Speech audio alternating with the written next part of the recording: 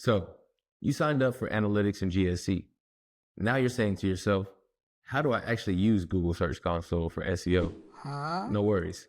I'll give you a quick overview.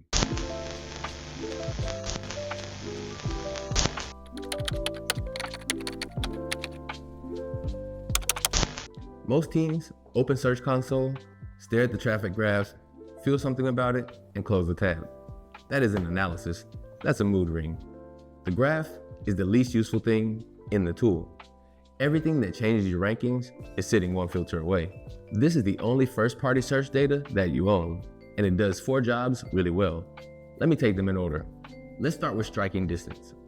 Filter the performance report to average position 11 through 20. Every query in that view sits on a page Google already trusts enough to rank, just not enough to show. That's the cheapest traffic on your site, and it never needs a new page. It needs a better answer on the page you already have, which is a rewrite, not a brief.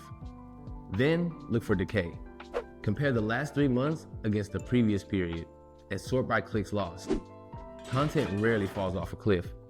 It erodes one position at a time while nobody is watching. And the pages losing the most are usually the ones you were proudest of 2 years ago. Third, read the indexing report as a verdict rather than an error log.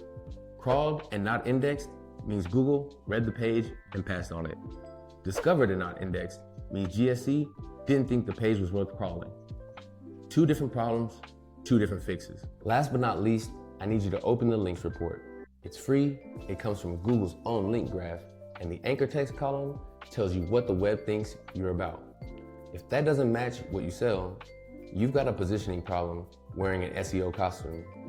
There's one habit that makes all of this work. Export before you analyze. The interface caps what it shows you, and the row you need is almost always sitting below the cut. If you're looking for a second set of eyes to tell you what Search Console is actually telling you, feel free to hit us up.